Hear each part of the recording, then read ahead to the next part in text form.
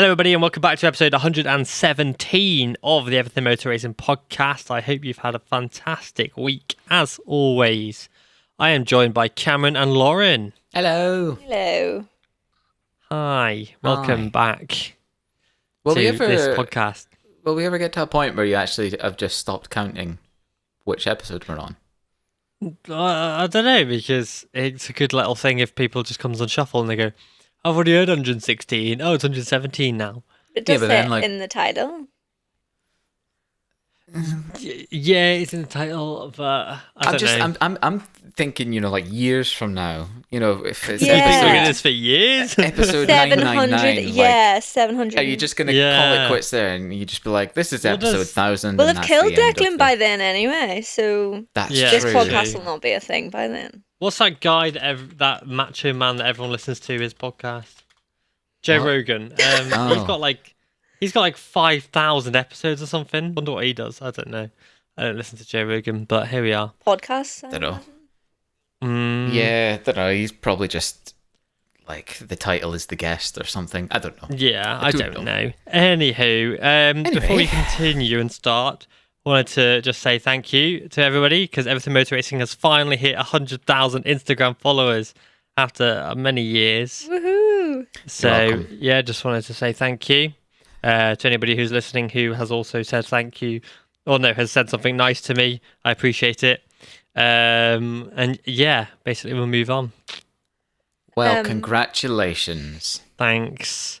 No, because I just got a lot of nice messages, that was all. So I just thought I'd say thank you. And I know that sounded very sarcastic of me, but it's no mean feat. No. I think only, half of those you've bought? So- Yeah, maybe three-quarters, I mean. Yeah. Like, everyone does it. Like, it's nothing to be ashamed of. Yeah. What was that? Like, yeah, I'm not going to actually go down the rabbit hole of people in the racing world who buy followers, because we all know there's a few. So, moving on. Thank you once again. So we've had a pretty damn good race weekend in Thailand with an absolute barnstormer of a race. But additionally to that, over in the World Superbikes at Jerez, oh my god, race 2 was one of the best races I've seen in a long time. Like, it was even better than Portimao from this year. Don't know if you actually got around to watching it, Cameron. Yes, I did. What did you think?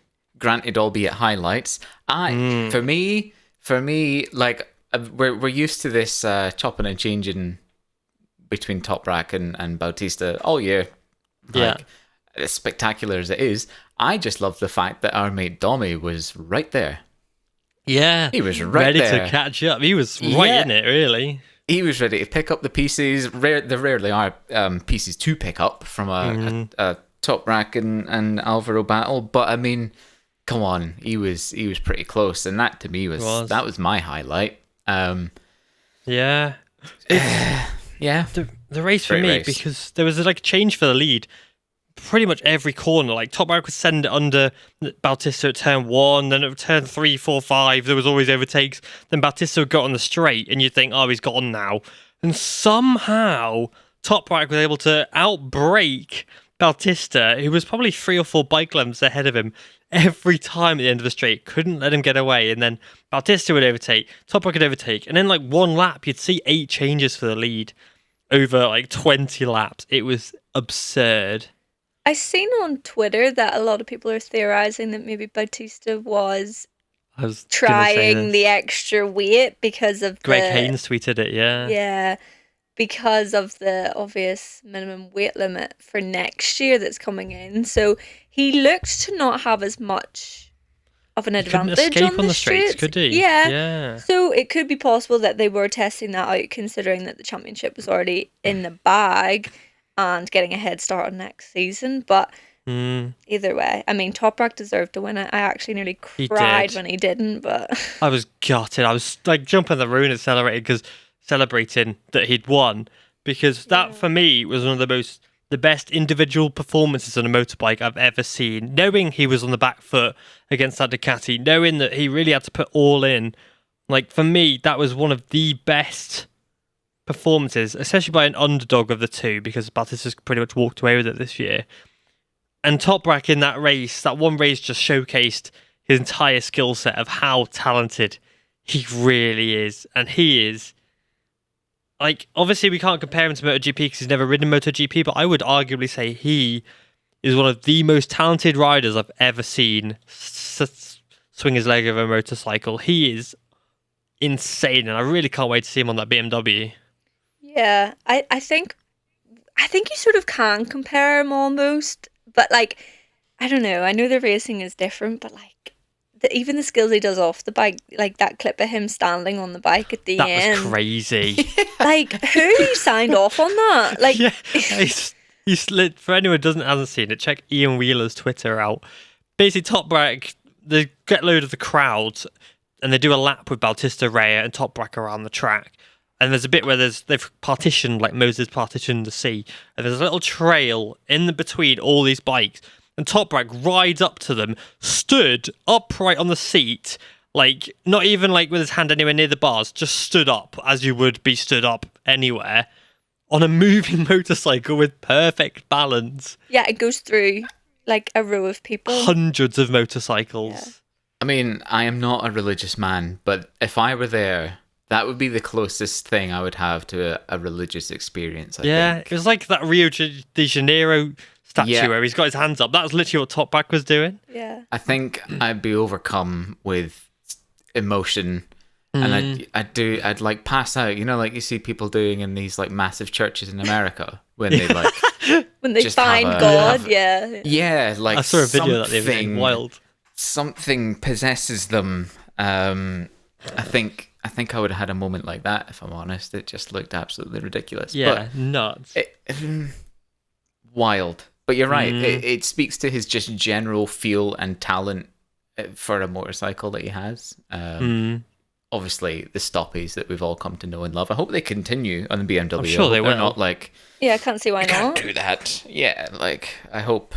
But he's just become so iconic though, because when I was at the Sunflower Trophy a couple of weeks ago, somebody did like a little stoppie and some guy just shouted, "All right, Top Brack, calm down." And it's like, oh, people just love it. And it was like a little minuscule one in comparison to what Top Brack does. So Yeah. Because he does like all the way down pit lane, doesn't he, on the front wheel? Which is, and like the fact that like he's won a race, I think it was Magny Cause the first time he ever did it, and he did a stoppie over the finishing line, is wild to me. Because obviously you're stopping, you're like hard on the brakes enough to do that. You're at the end of a race. Why are you braking over the line? And wild. Yeah, I just think about that Absolutely time he did it in bonkers. between the guy's legs. Yes. Oh my yeah. god. Jeez, oh. He stops That's on my a favourite dime, one. doesn't Yeah. he? Yeah, good. unreal. But I'm quite excited to see him on the BMW next year.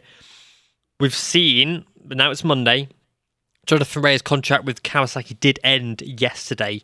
So at the end of race 2 at Jerez, that evening was when his contract expired. And so we have seen Jonathan Rea officially in Yamaha colours today. And it looks weird.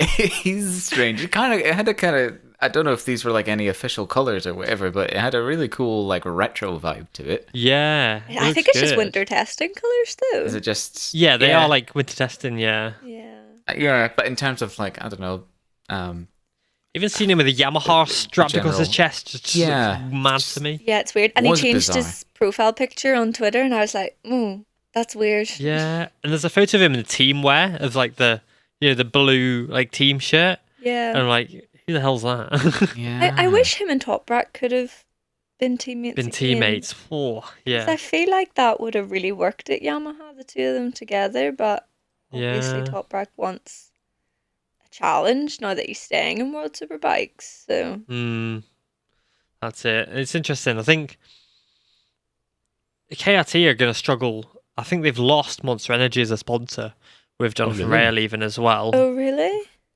Yeah, I believe. Obviously, don't quote me on that, but all the photos today of the bike, every year when they do that winter test and delivery, there's always Monster logos on it. This year, there's not. There's the photo of the entire team. Bassani's not wearing a Monster cap. So maybe it'll just be something that sets in the new year. But I have a feeling Kawasaki are going to struggle now without Jonathan there, because Alex wasn't able to get near Jonathan really. Like, the thing is, last time he won a race was 2020, maybe later actually. But it's been a few years since Yeah. Alex Been a Lopez while. won a Well, he had race. bad luck in the Yeah, he's had races shocking luck. Yeah. this weekend alone. Sure, Yeah. that crash. God, Yeah. yeah. 2020 Phillip Island. Yeah, have you seen the video Yeah, of his Yes. visor. of him face planting the wheel? Holy moly. That is wild. Yeah. Just headbutts a bike, you know. He was like that Yep. shark fin on the back of his thing and on the hump saved his neck for sure. Yeah. Yeah, you're probably right. He's a yeah. very lucky boy, but Hell, yeah. yeah, I think with having Axel Bassani in the squad's good because he's a very good rider Mm. on the Ducati. Whether he'll be very good on the Kawasaki is a different question. The talent's there, there's no doubt about that. Yeah. So I'm very intrigued to see what happens there. I think he's got a lot to prove. So with Ducati shafting him the way that they did, I feel like Bassani, it was a pretty obvious choice to go to Kawasaki, but I feel like that will encourage him more. So hopefully the team and him can make that step together so that they can put together a solid season, because I'd love to see nothing more than a little bit of revenge when something like that happens. So Oh yeah, because at the end of the day, it's a tricky one for Kawasaki because, yeah, of course, Axel Bassani is the rightful heir to that throne because of how well he's done. But having Nicolo Balega win the title for them in Supersport, it kind of makes sense to put him there as well. It's not fair to Axel Bassani, but it's like when Locatelli leapfrogged the entire GRT squad yeah. and went straight into the factory squad as a rookie. Like, maybe it wasn't fair to the guys in GRT, but it seemed to be proved to be quite fruitful. And I think Balega has already shown a lot of promise in the tests he's already done because he was the official test rider for the Aruba squad this year Yeah. in Superbike and has shown a lot of promise. So I think having their arm around him, having that continuity, because, yeah, he could have gone to Moto Corsa, for example, but he's got to learn a new team, new bike and things like that. Whereas at least in the Aruba squad, he can learn a new bike with the same people around him. Yeah. And I suppose actually when you think about it, like Bulega was really good when he was in Moto 3 and Yeah. like back in the day, and he lost his way a bit and found his way back into the World Superbike paddock. So I suppose when you do look at it that way, he fully deserves the seat. So I don't want to sound salty in saying that Bassani should have it over him, but it's a tough choice, and I wouldn't want to be the person that had to make that decision. For sure. Yeah. It's tough. It is tough. That is racing. But we've also seen Mr. Andrea None back because he will be testing tomorrow. The WADA, was it World Anti-Doping Agency, have given him a dispensation 12 days early and can ride his bike and do the tests. That's what I've been told This will be anyway. interesting. So- I think we're gonna get like official timings and stuff from these. Yeah. tests, are we? Yeah. Yeah, so Ian Eni will be on track tomorrow. Earlier, his ban was like early December. Until early December, but they've given him a dispensation so we can ride tomorrow. And Top Rack has to wait until early December in Portimao to ride the BMW because Yamaha got their cake and ate it by having Jonathan Rea come over and ride our bike, but we're not going to let you ride your bike. You have to wait, but we'll take Jonathan Rea and get there later. You can't though. You have to wait. So I don't like that. It's unsportsmanlike, I think. It is. That's the word. It's just Yeah, the not contract's very up. cool. Yeah. It's just not. Yeah, I don't like that about it, but it will be cool to see it in None. Cameron, you had your opinions on it already? Yeah, I mean, where would you place a rider who's not raced in 3 how many years. 4. 3 years? Yeah. 3-4 years. Coming into a pretty stacked grid now. It's an independent team, right? Yeah, it is, yeah. Yeah, like, come on, we're talking mid-pack. I don't care what you say, how gifted he is. We've just seen Top Rack not win a title in this Fair class. point. How can we say that this man's going to come in and prove them wrong? I'd love to see it. I want to see not just the usual 3 names up the top. Again, that's why I loved seeing Domi there this weekend. And I would love to see it, but I just can't. That's where I'm at, and I know it's Laura's controversial. shaking her head. But No, yeah.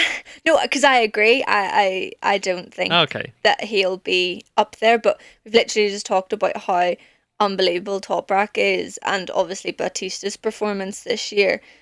Mm, I don't think you can compare Andrea Iannone. Like, even when he was at the top of his game a couple of years ago, I don't think he would be consistent enough to race with the top yeah. three guys in World Superbikes at the minute. And then you add on the 4 years that's happened and come to the start of the season, you can do all the testing you want and ride as many bikes in the last 4 years that you want. But if you've not been at that top end of racing, you're going to be off the mark, and it's going to take them quite a long time to get back into the swing of things, I Yeah. personally think. I think. See, carry on. Well, I was just going to say, I think also the particularly singling out Toprak and Alvaro this year, the kind of pace they were able to have and the battles they were able to have, but also keep it like clean and respectful and just really, really good racing. Yeah. I don't know if I can see Iannone having the same kind of pace to be in the battle, but then if he was, could I see them all finishing the race as well? No. That's a good point. You know what I mean? I think with Iannone, yeah. I don't think he's going to come in and get podium straight away or anything like that. No. I don't see that. But I think he'll do a Petrucci is my take on it. I think Petrucci finished 7th overall this year. I think that is very good. Obviously, he was a rookie, which is weird to think about.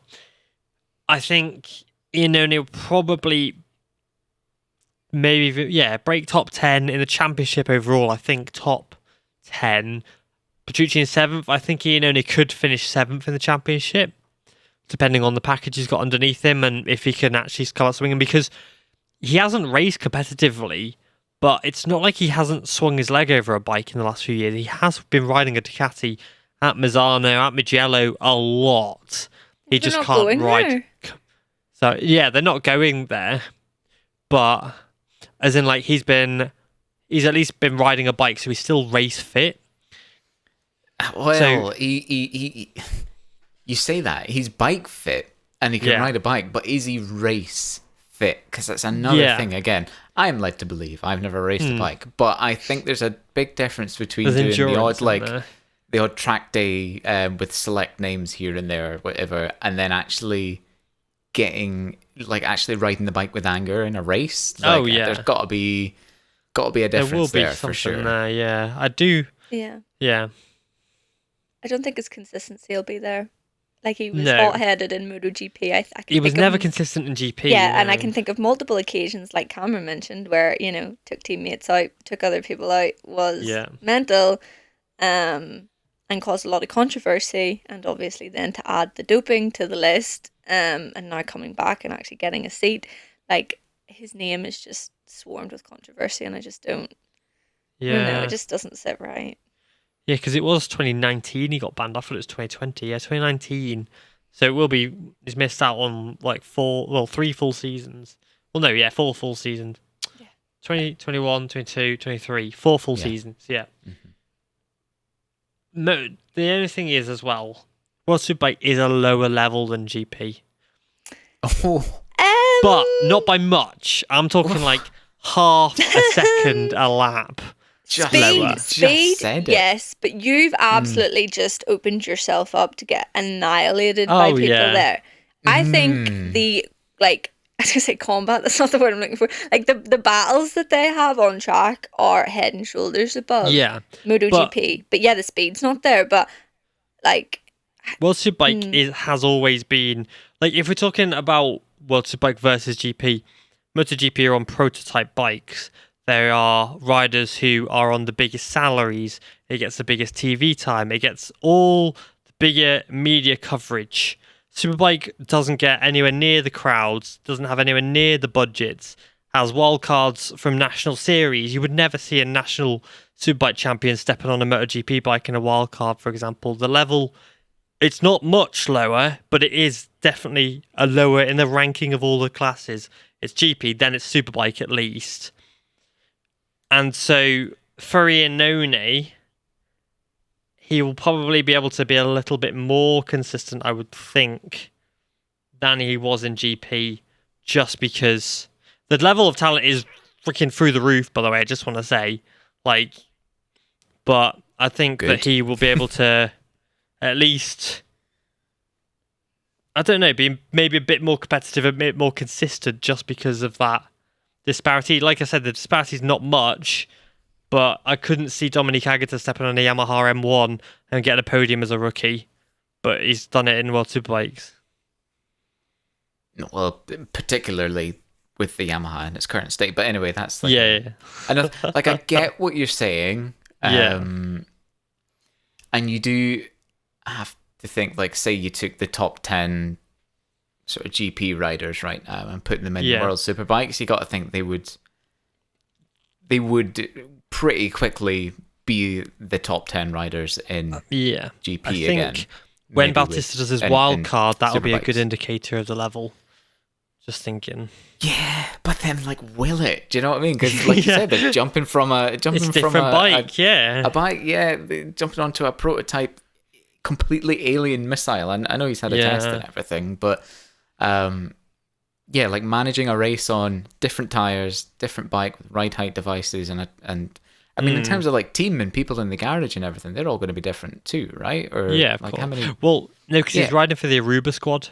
Yeah, exactly. So it might be it'll probably be the same people, same techs and stuff.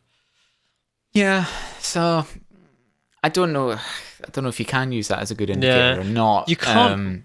You can't really compare the two because they are different. Yeah. But I think it's an easy thing to say that it is.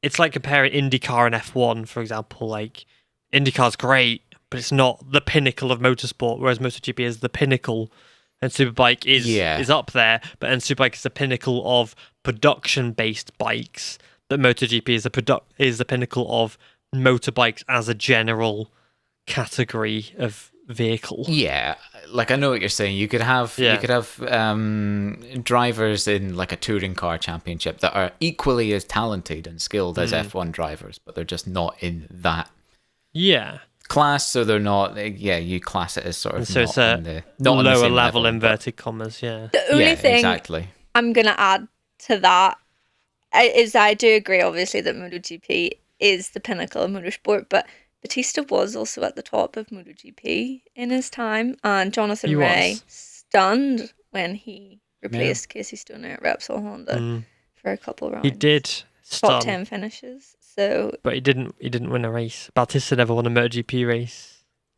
No, but I mean, Bautista was on a factory Honda when it was at its best. When you tell me Alvaro Bautista, I just think of the old Suzuki livery.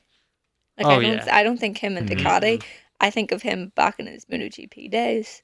And obviously we never got to see Johnny Rea at his full potential because, someone called Marc Marquez showed up. So who?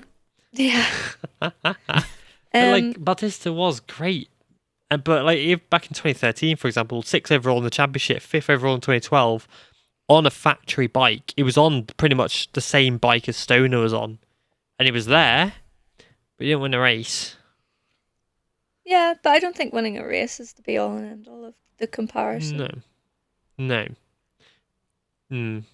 Oh, sorry, to finish my point, what I wanted to say was that Johnny Rea, Alvaro Bautista, they've had shots at MotoGP and did very well, both of them. I think that just adds to Ian O'Neill struggling when he comes into World Superbikes, because we have seen the top riders in World Superbikes do well in MotoGP as well. Obviously, we're not sure how Toprak would have fared in all of that, but I think the top 3 riders in World Superbikes, I think they could make that step to MotoGP and adapt to the bikes that Ian O'Neill would have been used to riding as well. So I think, he'll be lucky to get top 10s, in my personal opinion. Yeah, because I'm looking through the list now, shall we say. And you've got top riders across the board with experience in the World Championship. Obviously, Rinaldi's race winner. Sam Lowes is going to be in there, and I think he'll do quite well. Daniel Petrucci's still there and he'll have another year. Michael van der Mark's hopefully not going to be injured. Top Rack's obviously there. Axel Bassani, Agata, Gardner, Locatelli, Rea, Javier Vieira. He's got a podium in GP. No, in Superbike, sorry, this year. And he, like I said, that's why I think he might be about 7th. He'll beat a few of those names, I'm certain of it. Whether he will be able to then beat the front runners is a whole different kettle of fish. It'll be interesting to find out. Yes, it will. Yes. Right, shall we talk about GP now? Yeah, enough about it. Oh yeah, let's talk about the pinnacle of the sport, shall we? Enough about WorldSBK. Who cares about that? The rubbish. What? No, I love Superbikes. It's great. Yeah. I argue for ages that Superbikes was better than MotoGP. So shut up. Yeah, last year. Yeah, it was. Not without the year before. That god awful gold suit that Bautista wore. I never want to look at that again. He couldn't even get on it. I know, my dad said they had to talcum powder him into it. Yeah, like they put elbow grease on him and all that. Like, oh my god. But yes, over to MotoGP. So last week on the podcast, we said about Jorge Martin, and I made a point that he's in this era of learning. Like I said, that these top riders, your Jorge Lorenzo, your Marquez, your now Bagnaia, your Rossi's, didn't just wake up one day and were like, I can do this motorcycling thing fine every week without a problem. It was a lot of trial and error. And Jorge Martin has very clearly learned from, the mistakes that he made in Australia, for example, and he just perfect weekend. He won, he got pole, and he won his 5th consecutive sprint race as well, closing in on Bagnaia in the championship. And once again, just seems to be pretty close to unstoppable force at the moment, to the very much dismay of Davide Tardozzi, as we saw. What was that about? They don't want a satellite team to win. Yeah, well... Is that really it? Right, okay. The thing is, I saw a good point about this, because people were getting mad at Tardozzi, like, it's the Ducati that's winning. Tardozzi is not your Ducati... Like, Gigi Dall'Igna and... What's his name? The CEO of Ducati? Claudio Domenicali. What's his name? I can never pronounce his name. Believe you. I think Ducati that's right. CEO. Yeah, Claudio Domenicali, yeah. Those two guys are Ducati bosses. So it doesn't matter what Ducati is there, they are there. Tardozzi is the general manager of the Ducati Lenovo team. So he's responsible for Bagnaia and Bastianini. So if Bagnaia and Bastianini get beat, it doesn't matter what bike they're on, he's going to be pretty annoyed if Bagnaia loses his championship lead to any bike. It doesn't matter if it's another Ducati.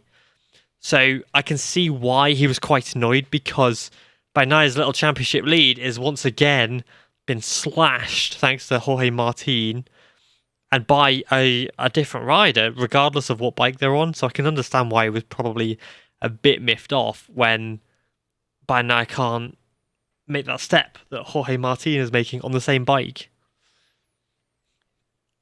Yeah, I mean, I don't know what to think. I think that this weekend, based on the performances by both of them, I would hand Jorge Martin the championship. Yeah. And I know he's made mistakes over the last couple of weeks, but the whole learning thing, you're bang on the money there. He's nothing to lose. I know, there is a championship in play too, but minimum second really now, isn't he? At least. Yeah, he's got nothing to lose. It would be a big FU to Ducati for not signing him for the factory squad. So he's sort of going, I don't really care. I know he has said that he is feeling a little bit of pressure now, but that could also be like a bit of sandbagging and just having everyone on. He could be like, no, I actually feel fine. But both riders have struggled when they've been in the lead of the championship. And obviously we've seen Jorge Martin take over the lead very briefly, and Pecco all of a sudden came back and stunned with his performance.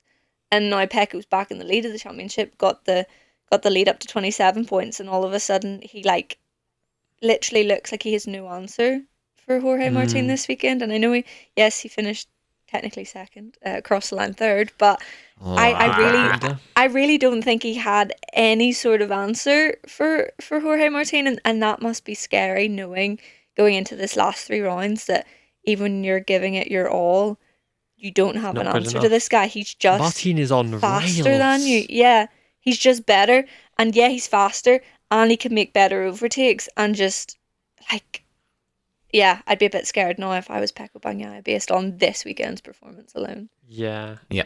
How many rounds do we have left now? 3. 3. So 3 what's that? rounds. 37 times 3 is 111 points up for grabs. And so, yeah, if someone, let's say if Martin keeps doing the double for every round now and gets, what did you just say, 111? 111 points. Yeah, and let's say Pecco is second in every Yeah. race. That's, what, 30? That's 87. 87 minus 111 What? is 24 points. So Jorge Martin 24 would points. win it by 20. No, Yeah, because so- he's 13 back now though. Yeah, so he'd win by 11. If Martin did the double every race weekend, now until the end of the season, he'd win the championship. Even if Pecco was second in sprint and main race, Martin would win by 11 points. That's quite tight, actually. It's tighter than I thought it would be, because, I mean, obviously we know Martin is currently, like, looking unstoppable, but, like, Valencia, you quite often get a bit of a weird result, and... Do you know what? If Pecco wins the title by 4 points or less, he's got to really thank Brad this weekend, hasn't he? For Yeah, big a time. little bit. He'll be for knocking handing down him second place. the doors of the Sherds office, begging them to get rid of that last lap infringement penalty. It was a pretty clear one this time, unfortunately. Like and the he'll top own bracket it. Jerez, yeah. He will. I liked, don't know if you clocked it, Jorge Martin's little dig at Bagnaia on the podium. No. Because Bagnaia at Indonesia, when Martin crashed out, went on the podium and stuck his hand behind his ear and was like, listen, his hand behind his ear, like, listening to the crowd and all that. Jorge Martin marched on the podium this weekend at Thailand and did the exact same thing. I love that. I think that's incredible. And I said it. I can't remember when I said it. Maybe I did say it last week. But Pecco Bagnaia is like acting different recently. Yeah. And Jorge Martin will love that. I think that plays into his hands just right, because he does have that attitude. And we spoke last week about how a lot of people sort of said he was cocky and, you know, a bit arrogant, but you sort of have to be up yourself really to do this championship. And we've never seen that from Pecco before. So I don't think that's really in his nature to get on like that. So for Jorge Martin looking at that going, oh, look at him putting this act on thinking he's better than me. Top dog. Yeah, it's spicy. I like that. Yeah, Martin's just funny. Like, did you see his Instagram post the other day where he was like, she said yes to steak. To steak. That steak looked disgusting, honestly. Vile. He's put back on this. Well, the steak, yeah, because it was very rare, wasn't it? Yeah, that's what I mean. Yeah. It looked horrible. Sorry, Not him or his girlfriend. I was like, what? Oh, they look terrible. No, the steak. Very rare. Yeah, jeez. But yeah, he's just like, his pace at the moment is just unbelievable, and the fact that Darren Binder, the guy who's like the best on the brakes, was still getting duffed up by Martin. Did I just say Darren Binder? Yeah. Sorry, I mean did. Brad What the Binder. hell? Darren Binder, destroyer of championships. Oh my god. Ban him. Ban him. He's ruining races and championships. Yes, Dennis Fodger can relate. But no, sorry, Brad Binder, the man who is pretty insane on the brakes, is still unable to stop Jorge Martin, who's setting lap records like left, right, and centre as well. Like last year, it was Jorge Martin who got pole in the last 3 races of the season, which were at Australia, Malaysia, and Valencia. So he's got a track record there anyway. And then, hey, Martin got a podium at Valencia last year, but he did DNF in Malaysia, which is interesting. Not this year though. Last year he was plagued by inconsistency. This year, this year seems he to is be different. Yeah, he's a reformed man. Reformed, and like we were saying, it's just nice to see his speed also being backed up with a bit of personality. You know, like Acosta and things like this, where we've finally got we've got clickbait figures again, as in figures, people. We've got clickbait people again. That you know, because like I've said this on podcasts in the past as well. You're like, Pecco's just a wee bit boring, and the people like him. You know, they're too much the antithesis of like Rossi and that, you know, where it's just they're too calm and relaxed and well spoken and intelligent, whatever. PR backed. Yeah, and like now we're actually getting a spicy title fight with like personalities to back it up as well, which is what we like to see. I'm not entirely sure why I went on that tangent, but here I am. It's getting late. No, I back it, yeah. What we're talking about. Yeah. I do like it, yeah. We need guys with personality and girls. Like, Pedro Costa, he's just funny, isn't he? Like, he makes me giggle. Like, some of the stuff he does. Like, I still remember him waving at Dennis Foggia, for example. You talk about he makes Pedro me giggle. Costa. Oh, twiddle my hair, like, oh. Jesus.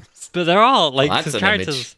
Oh, no, God. But, like, David Alonso in Moto3, again, he's quite funny. He's got that little bit about him, you know, and Dennis Onchu, for example, again, there's a lot of funny guys that are coming through. Colin Vair's got a great personality on him as well. I've clearly never heard Colin Vair speak before until the weekend when he was on the podium, and I went, excuse me? Hello? He's Dutch. What do you expect? They all speak impeccable English. Yeah, but the English accent is not what I was expecting. Oh, yeah. It's like Augusto Fernandez. His English and his accent is... You wouldn't be able to tell he was Spanish. It's weird. Anyway, sorry. Yeah, it's fine.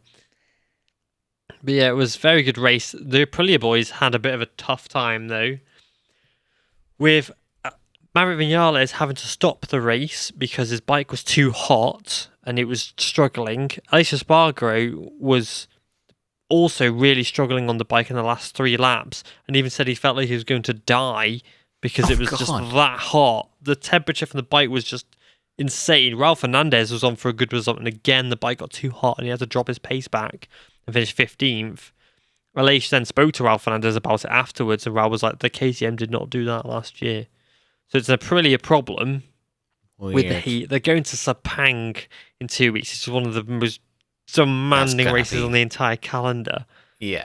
Like, Aleix was just like, so dehydrated, and you know when you get too hot and you just like feel like you're just gonna like throw up or whatever. That's basically how he felt.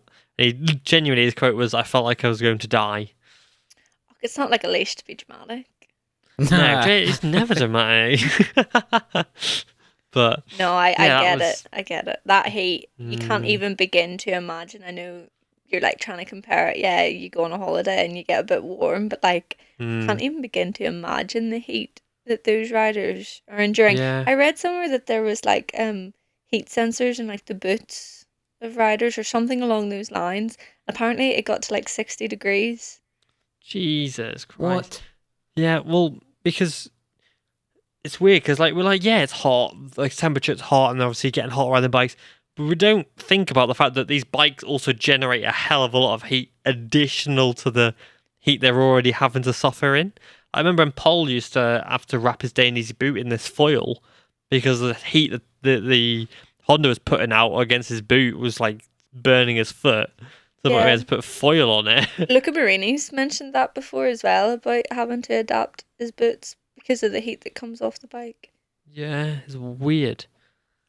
Checks out. Wild. I mean, lots of explosions happening in a little tiny metal casing. It's got to get hot, surely. It's like riding an oven. Yeah, literally. It's like riding an oven. That's it. That's the quote. I think we can end there. That's the quote. Good night, folks. See you next week. Nice.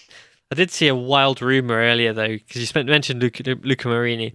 It was from Sky Sports MotoGP, so for the love of God, do not believe it, because they print some awful stuff. But they said that Luca Marini could go to Repsol Honda. I was just like, what? So could The I. stars. Yeah. Yeah. Get anyone who says yes is getting on that Yeah, seat. I was just like, what? But apparently Didier could sign the contract for Repsol Honda this week in Barcelona. And that is more likely to be the case. I'd be happy with that. And then Crash.net went and put an insane story up. Again, don't believe anything that Mr. James Dillon, whatever his name is, writes on there, because Jesus Christ. He produced a story that said that Marquez was going to go to Ducati for a year and then sign with Honda again in 2025 and steal all Ducati's secrets. I was just like, what? He's not the villain in a Disney movie. Like, No. It's that kind of energy, though, isn't it? What? Honestly, somebody posted it onto Reddit and all the comments were like, what the hell is this? I mean, he could go back to Honda. He could. He absolutely could, but the chances of him probably retiring are higher than him. Higher than, that. Yeah. I was just like these people that desperate for clicks. I was just like, what the hell's going on, man?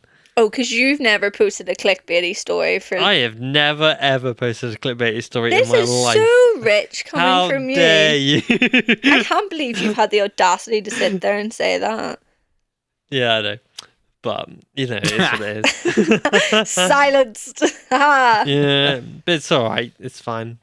No, yeah, that one's a bit wild. but I'm not like a major fucking news source like Crash or bloody Yes, you are. Sky You've got Sport. 100,000 Mr. 100,000 now. followers. Yeah. Don't talk Yeah. down to yourself like that. You But are I a don't do it major anymore. news source.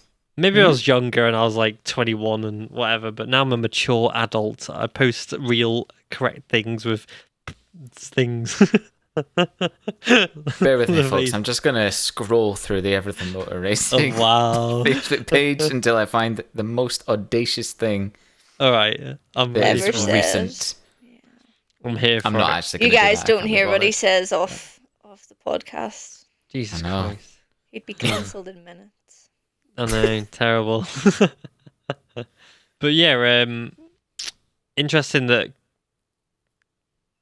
KTM, I noticed on the straight, were actually faster than Ducati, which was kind of obvious because KTM do have a higher top speed, as we know. But the fact they could just drag the Ducati and overtake Were all Jorge the Martin, KTMs doing that or just Brad Binder? just Binder, because for some reason Jack Miller just can't ride the thing to save his life. Well, which yeah, is a I bit have strange. a theory that Binder was making the difference this weekend, like properly. As he does every weekend, it seems. Well, Yeah, yeah. Yeah, he's very good. I think it's just a weird one with Miller because it's almost like he's checked out a little bit. Like after every race weekend, he's like, "Oh yeah, like we had the pace, but like not really there. We're a bit closer, kind of thing." Or I couldn't get a grip in turn 1, turn 3, and stuff. And it's like it's quite blasé about the whole thing. Yeah, he doesn't seem too downtrodden considering he was really, up the top end at the start of the season. And on the one of the better bikes on the grid. Yeah, exactly. And then for it to suddenly go so wrong so quickly, like he really does seem too bothered, to be honest. It is an weird, odd like, one, yeah. Where is he in the championship? He's 10th, to be fair. To be fair to him, he's got 16th in Thailand, then 7th, 7th, 6th in Australia, Indonesia, and Japan. Actually, that's quite respectable, to be honest. Yeah, but Fabio place in the Quartararo's Japanese. beating him. True. Mm, By 1 point. Still but- beating him. not a comparable bike. No. say. Yeah, That because is if you true. put Fabio on the KTM, you'd imagine you'd get Yeah, it'd slightly do better quite well. performances. I think he Yeah. would. I'm Be nice. Yeah, it would be. I'm reading through Jack Miller's Instagram after you mentioned that because I actually fully agree with that. Whilst I give it everything today, that race felt like an eternity. That was yesterday. Last week was similar. Or 3 days ago, not the way I hope to roll out this weekend. definitely not the way we wanted to wrap up our weekend. Was last weekend's post. Yeah. Let me see. There has to be more. How many more of these are we going to do? I don't know. There's loads of them. My goodness, literally all Going of back to the them. bit of 3 days. Yeah. We had a very strong showing this weekend, but we made a couple of mistakes, which hurt our race overall. A couple of unfortunate mistakes were costly for us in the sprint race. Like, that's literally every single post is, oh They're yeah, just very mistakes this blasé, aren't weekend. they? Yeah. Not the Yeah. best This day, weekend, but also not the struggle set up. worst. Yeah. What? This is Just, mad. it's not like just- I will be better next time or I will come back for this. Made some mistakes. I but struggled today, didn't have the grip. Yeah. What Just the Aussie heck? things, isn't it? I was Yeah. gonna say, like, maybe that's just a social media manager's way of talking, or maybe it's just Jack Miller, just the way Definitely Jack not Miller the way talks. I wanted to end the weekend in Misano. Was going all right until attack time. Oh my goodness. Tricky conditions as always in Barcelona. Yeah. I just don't know what's going on with Jack. It's a bit odd. I expect him to like win a race by now. Yeah, I think, well, the way he started the season, you would have thought he was going to have that that record of being the first person to win on 3 Yeah, and bikes. then Vinales was like, "Oh yeah, I'm gonna maybe win a race and then just disappear again." Yeah. He's got second and gonna do it? 11th. Who's going to do it? Jack has more of a chance of doing it because if Jack was at the front of the race, he would actually go for the race winning overtake. But he has to be at the front of the race for longer than the opening 2 laps. Yes. Well, Maverick would have to be a bit more consistent. One race in the Yeah, season isn't really going to But do you've it. neither of those things are gonna happen soon. Someone else is going to come in and manage to do it before the two of them. Alex Rins will do it. Oh, yeah, next year. Yeah. If anyone could do it, it'll be Alex Rins. Or Mark Marquez the following year if he signs Yeah, with and the someone that KTM. isn't No, due- but no, yeah. Marcus won't do that. He'll win 3 championships on back-to-back on different bikes. Oh, there you go. When Mark goes to KTM, I don't do shit takes on this podcast. that's not a shit take. Yes, it is. That is official, actually, don't you know? Got a press release and everything from Dorna saying Dex they're going read to script it. yeah, he's read the script. The from script for Dorna. the next couple of years. Yeah, that's it. Yeah. But on to Moto 2. I'm not going to lie, and people might get annoyed at this. I did turn it off with 13 to go because it was so boring. Like, I hit 13 to go, and the podium was exactly the same as what it finished. And I was like, this is boring. See, you told me that, and it meant I just watched the highlights because I was like, I'm not. Thanks for like saving me the time. Watching a full race. So, yeah, It was a bit boring. What do you think, Lauren? Yeah, it was boring, but I watched it. Oh, well done. how Oh, valiant! sorry. Oh, yeah. Wow, you're so strong. Fucking To- don't mind me. Yeah, actually watching the races. No. These two are To be fair, ridiculous. Arbolino did very well to finish 4th after being like 11th at one point. Aye. He's got I'll the be in a championship very in the good bag comeback. next year. Yeah. Yeah, Fermin Aldeguer. 3 podiums in a row, including a Yep. win, obviously. He's very much showing Alonso Lopez how it's done. I know, which is a reversal of fortunes from last year, really, isn't it? Lopez came in and started winning and podiums and everything, and now it's The Lopez is just nowhere to be seen, really. yeah. Well, the momentum has swung to Aldeguer, and it's good to see because, like I said, was it last week before? I was talking about how I think a lot of people kind of expected it. The fact, like the way he absolutely dominated the Chev, I can never remember. Chev, yeah. And then came in to this championship, did all right, but I was expecting this kind of form a little bit sooner, but I'm still glad it's happened. So there we are. That's my 2 cents. Carry on. Yeah, I expected it. And I think when he got that pole position last year, everyone kind of was like, you know what? Yeah, but he No, got it's shafted fine. by Vietti in that But race. then, yeah, so he was Yeah. screwed by Vietti. Dude, yeah, that so was nasty. it's That taken was him a awful. while, and he was only 16 at the time, and he's Yeah, only, he made his debut at 16. and he's only 18 now, like He's a little baby, isn't he? literally. So I think he should be cut some slack, and I think hopefully Oh, next yeah. year will be. I just want to see him in a Calyx. I think he'd like the speed up suits him obviously, but Calyx is like the thing that everybody's riding at the moment. And I would love to see what he could do on the Calyx, just to have an equal playing field. Yeah, the inconsistency shows with that bike, and I think both him and Lopez have struggled at different points this season. But I think the last 3 rounds he could continue the podiums and possible more wins as well, which could be nice. Yeah, I could see it, and then it just helps confidence going into next year. Yeah, because he's doing really well at the moment. And to be honest, if he continues like this, he has a very good shot at 3rd place in the championship, because he is only 172 minus 137, 35 back from Dixon in 3rd, with 3 rounds to go. I'm not saying miracles can happen, but Aldiger there's a chance. I don't think it would take a miracle. I think it would just take the consistency that he's shown in the last 3 races. Yeah. Well, I think, genuinely. Yeah, like that's a couple of podiums and Dixon crashing out again on a couple of rounds. He never does that, you know. Well, I'm not. That's not what I'm getting at. But I'm just saying that's all it takes. And at the moment, that is the form that both of them are in. And just another 2 rounds of that, and he could take. Yeah. He could take third. third. Can it? Yeah. Yep. Which would be remarkable, may I say, if Aldiger can do that. Be very impressive. Yeah, and it'll just show good for next year. Yeah, and there's another great personality as well. Yeah, he's great. And his manager's Hector Falbell as well. I don't know what that means. You don't know who Hector Falbell is? I don't know. That's why I turned to you. You're the knowledge on this podcast. Hector Falbell is. Yeah, exactly. You are the. What do you mean? How do I not know? Probably because I've never heard of him. That's how I don't know.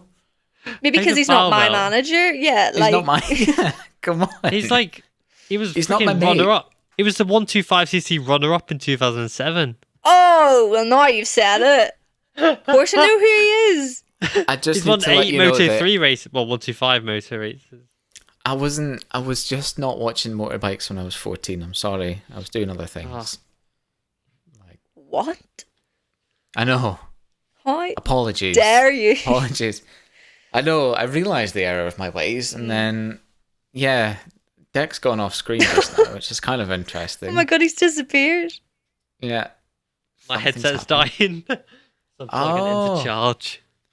Has anyone got a bit of Girl from Ipanema or something to play here? Yeah, interlude. Just a little elevator I didn't music. hear a word what you said then, so that's great. Well, that's good because you would not be a fan of me right now if you did. Wow. I'm only joking. Sorry, what rubbish were you coming out with? Something about someone who I should know who they are, even though they're quite Hector a niche Falbell. person. Right. Okay.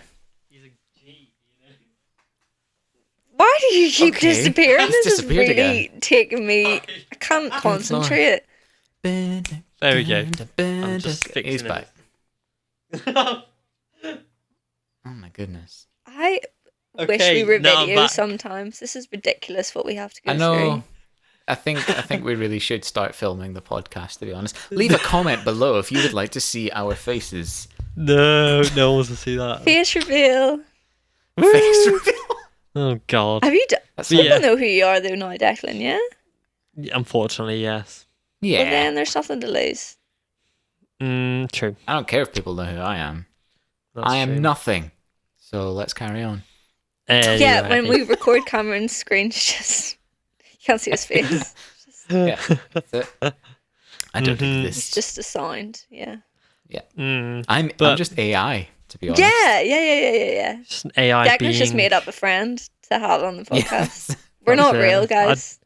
No, Deck it's a GPT. figment of my imagination. Declan BT, no.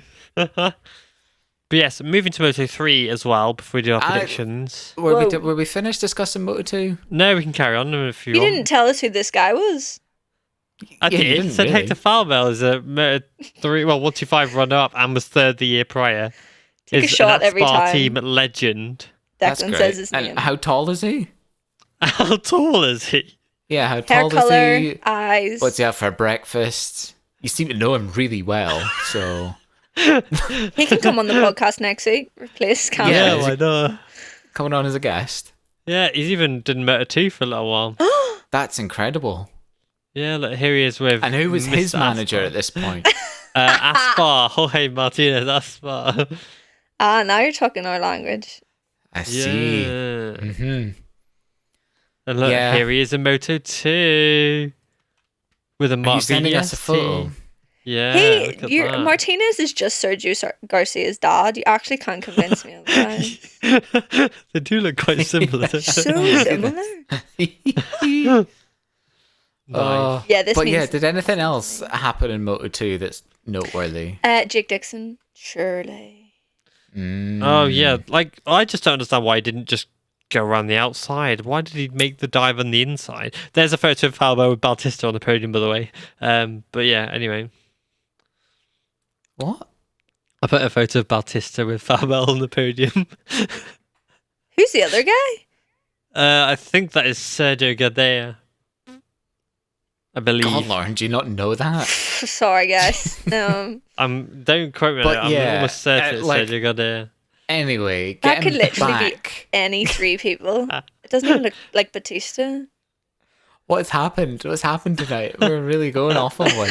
Yeah, As always. Dixon's I got blunder. him with Vinales. Stop it! Stop it! It's not funny anymore. Wow.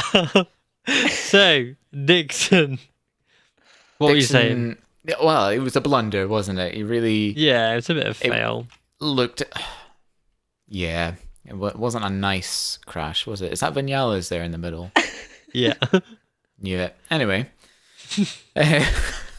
so shall we move on to Moto 3 then? Since you're Yeah, clearly let's- not interested yeah. in Moto 2 No, then. let's Jesus. go. I've had enough.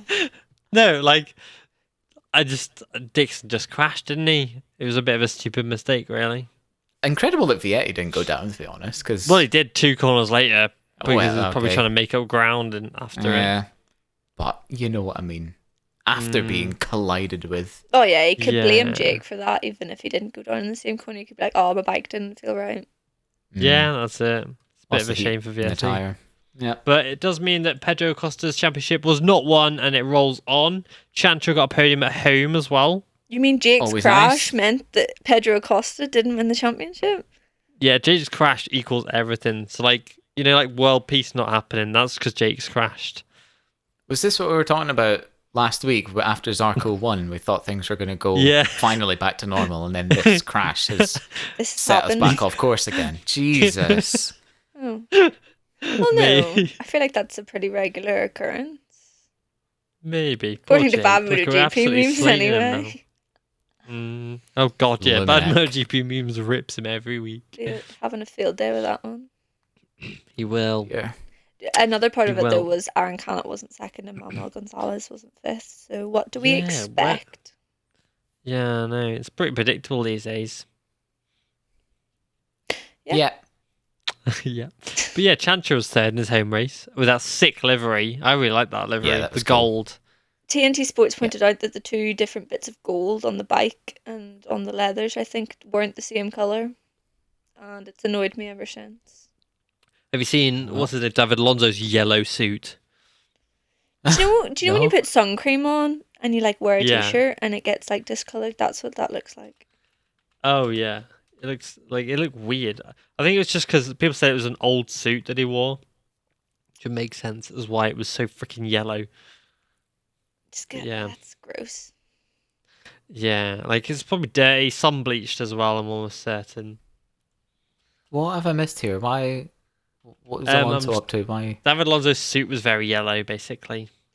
Well, yeah, all the white bits on it turned Right. yellow. Okay. So it wasn't like a special suit. In fact, it was No. the opposite. It was like a People are like, grim oh, suit. maybe it's because he's rookie of the year. It's just like, no, it's just dirty. Right, okay. It's stinky. Oh, here we go. Here's the photo. Yeah. Oh, another photo. Great. Yeah, like, it was like bright white to just that yellow. At this point, we need some sort of slideshow presentation for the We listeners. This do. is absolutely Yeah. ridiculous. Kind of dig Yeah. that color, to be honest. Yeah, it's Fine fine with cool. me. It? Yeah. Yeah. It looks terrible. What are you on about? Well, excuse you. What's wrong with Fucking that? hell, Jesus.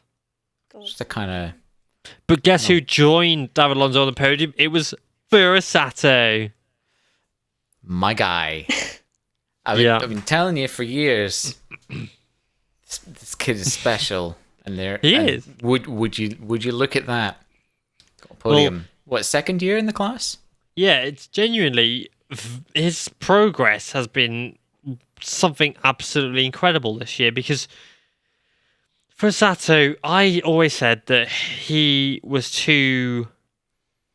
pushed into the class a bit early. In 2021, he won the Asia Talent Cup by winning every single race. Very Exactly. impressive. Then got put into Red Bull Rookies the same year, and then won on his debut at Mugello that he'd never even seen before. Very impressive. But I then was like, maybe put him in the CEV, in the Asia Talent team. Great, or Junior GP, great place for him to learn, develop, get used to these tracks, get used to these riders. But often the best thing to do with a lot of these riders is just chuck them straight in the World Championship, which is a baptism of fire. And he was a back marker for most of last year, scoring his first points in Japan, and then didn't score any points after that and crashed out the last 3 races. And then it kind of continued again this year. The opening 4 rounds, didn't score points, then crashed. And then all of a sudden, he got 10th at Sachsenring. And you're like, okay. And he was getting to Q2 a few times. And then he starts to get a few more points here and there. And the last 3 races, he was 7th, and then he's got a podium. And it's like something in his brain has just clicked. Just worked. Yep. He's figured something out crucial, hopefully. Obviously, we are in sort of conditions and territories that he'll be a little bit more used to. Yes, but, of course. I like it. We want more of it. Let's go Tayo champion 2024. Let's have it. Yeah. Well, when he did win that race at Mugello, he did beat David Alonso, David Munoz, Daniel Holgado, even Otola, David Munoz, Moreira. Yeah, he wasn't names. like he was against some back markers or whatever. He was against race winners in the World Championship and championship fighters, of course, like Holgado and Alonso. So he's got it, to be honest. It's just got to click. Yeah, and I'm really excited. What would a KTM be like for him? I think it wouldn't be as good. Because KTM, like we said, is a bit more stop-start, whereas the Honda, it's a bit smoother, and I think that smoother suits his riding style a little bit more. But KTM obviously a bit faster, a bit higher top speed and things like that, but I think he's making the Honda work for him. Yeah, it's very impressive. I was gutted for Sasaki, though. Yeah. That were a shame. Sucked. That's he was 4 points off the championship and now he's 17. It's just blowing the championship over. He couldn't do anything, and Munoz couldn't do anything. Munoz just had a technical issue in the middle of the corner, and Sasaki ran up into his back. It was no one's fault. But it's a shame. You're saying David Munoz wasn't at fault. He's guilty. Yeah, no, he's innocent. Yeah. Oh yeah, it's mad. But I think that sums up this season, though. And I struggle to see him winning the championship now, just based on crashing on the siding lap and then needing a new pair of gloves and having to borrow Jake Dixon's. Now, a crash that's completely out of both riders' hands. Not being able to win a race, it's really starting to pile up. And then you've got the likes of David Alonso back in, only 25 points behind. It's within a race win now. That's going to be more scary for Sasaki than it is Jami Masia, who's still leading it. So yeah, that's it. And if anybody's gonna come and swoop and take it, I think David Alonso is there. It's a shame for Alonso, if he didn't crash out of Australia and didn't crash out of Austria in the lead. Obviously, I know if my grandma had wheels, she'd be a bike. But he's dropped a lot of points there that really could have potentially put him in the championship lead. I don't think that was the time to use that metaphor, but well, yeah, ifs and buts, isn't it? That's literally the metaphor: ifs and buts. You just didn't deliver it as well as Gino D'Acampo. Oh yeah, I know. No one delivered it as well as Gino D'Acampo. Honestly, I'd put my money still on Danny Holgado just based on the fact that he was at the back of the grid. Because of that crash with that was Munoz and Sasaki, sensational so to come back to 6th. Yeah. yeah, I think if he'd had a chance to actually be up there from the start, there is a high chance he could have won it. Coulda, woulda, shoulda, as we say. Yeah, well, he was also involved in that, so not much. Very could have excited for been done. Via. Yeah. Yeah, finally. Get his first podium. Yep. You look so see it. tired. Which Oh one? yeah. You two are so done right now. With Nah. you? Yes. Yeah, well, who isn't done with me? I mean, come on. But yeah, I don't know. impressed I by think- Via. Nearly crashed on the last lap. Somehow didn't. Still got a podium. After absolutely just demolishing Masia in the last corner, which was quite funny. Yeah, but Masia chooses battles, I think.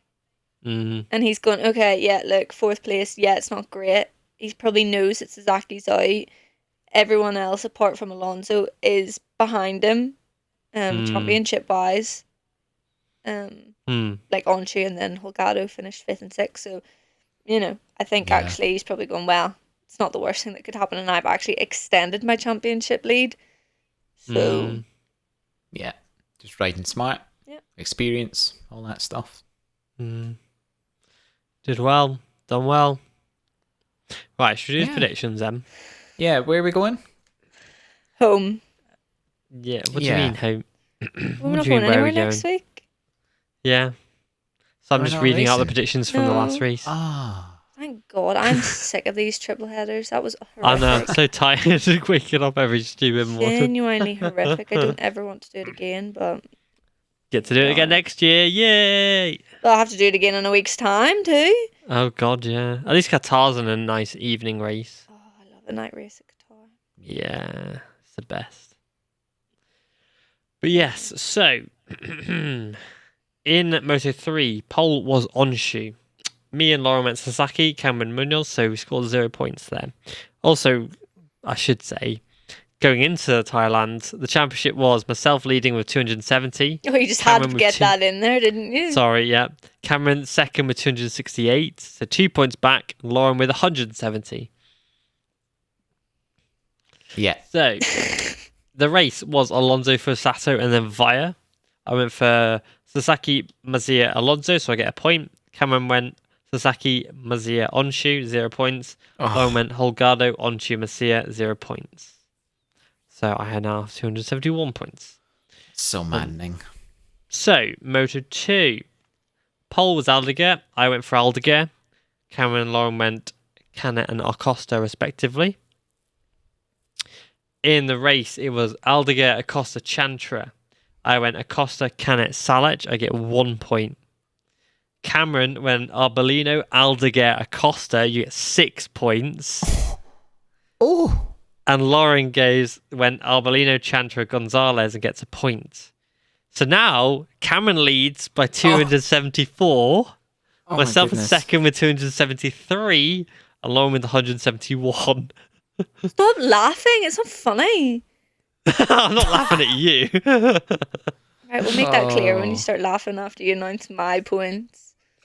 Someone's a bit touchy. I distinctly remember last week believing it was going to be a wet race on Sunday, and it wasn't. Yeah, a which specific- ruined everything. Yeah, a specific man called Declan said it's going to be a wet race. No, Cameron said that. No, it That was wasn't me. me. Oh. Yeah. Well, that's why I Yeah. picked Arbolino to win. Sorry, Declan. I just automatically assumed it was you spilling Yeah, off thanks for shit, that. but here we are. Well, don't blame me. Blame whatever forecast I looked at. Yeah. I'm just relaying Fake what I news, saw. as always. Yeah. So, in MotoGP, pole was Jorge Martin. I went for Martin, as did Lauren. Cameron went Vinales. So we are now tied in points, Cameron, if you could do the math. Why does he have So, to do the math? in the sprint race, we all went for Martin, so we all get 10 points. So there's just Okay. like, yeah. That's So, big in the for main me. race. Yeah. Well done. Yeah, it is. Well done, Lauren. Thanks, guys. You then screw it up in the main race. But in In the main race, it was Martin Bagnaia Binder. I went Martin Bagnaia Digia. Cameron went Martin Binder Oliveira. No, that's not fair. I'm you've gone from- taking those 5 points for Binder. I don't care what you're saying. Binder was second. Yeah, he crossed the He did line cross second. I didn't know did cross the line penalties second. were involved in our points scoring system. Yeah, no, I don't. I show me the fine print. Oh, I'll have it in there somewhere. Yeah, probably. You will now. Lauren went Binder Bazecchia Leish. I get So you one. a point. There you go. Yeah, it's all right. Something. So the points leaving Thailand are myself 299, Cameron with 292, and Lauren with 182. Well, Mm. so that's still quite close Mm. for, Where for would us. that put us in the in MotoGP Championship? Like 8th. That would put us in the MotoGP Championship. I would be... Me and Cameron would be 4th, and Lauren would be 7th. 7th, that's all right. Huh? See, doesn't sound too bad now. Fine. Huh? No. Who's in No, that's seventh? true. Who's in 7th? That would be Maverick Vinales. Okay, that does sound quite bad. Never mind. Wow. But if Binder had kept his results, I would have 295 and Cameron would have 296. I like that So- Be outcome leading by better. a You point. should Yeah. go with that one instead. I think we should go with that Wow. one, yeah. Comment below if you think we should go with that. Nice. He crossed the line in second. He did. He Bloody did right do he that. did. He did. You heard it. Yeah. That's it. Hmm. I'm just going to edit the podcast. Now that you've actually said the scores and everything, Yeah. that as they would have been, I'm just going to edit it so that it sounds like that's what we went with. Okay, yeah, great. Nice. No one will ever know. No. And I'll no cut one this has bit to. out. Yeah, no one has to know. Terrible. Rude. I'm too lazy for that. Lucky you. Thank God. But yes, I think that's all we've got time for because the stain on YouTube's faces is growing larger and larger by the minute. It's just that I'm tired. Makes sense. So- Lauren just hates me, so Oh, yeah, you're right. yeah, it's fine. No, we do really okay. enjoy being here, guys. I promise. I promise. Yeah. And you I do, did just- watch the races all in I full. did watch So- most of Moto 2, but then just yeah. I clearly Yeah. am the one who enjoys being here the most. Wow. I think it's also the fact the clocks just went back, so this really feels like pretty much Midnight. for me Yeah, now. Jesus. So yeah, good point. give me some slack. I'm an old man. He is very old. Well, yes, Yeah. but I can this is confirm. Very. because Declan makes us record at this time, even when Yeah. we're Wow. free. So Yep. here we are. It is old Deck's fault. Swings and roundabouts, you know. I'm sorry, guys. You have to record at 9:30 tonight. Running late. Having a shower. Getting a drink. Just give me 10 minutes while I get some tap water. Thank you. Wow. Getting Anyway, I had to the wash my outside drink. hose to get it. Yeah, now I had to Went to go the down well. the end of the Went street. and stood yeah. outside with his mouth open. Right. Yeah. Oh, Thanks for listening. We're back next week. Thank you very much. Ciao, ciao. Real smooth, and see you later. Bye. ciao, ciao. Yeah.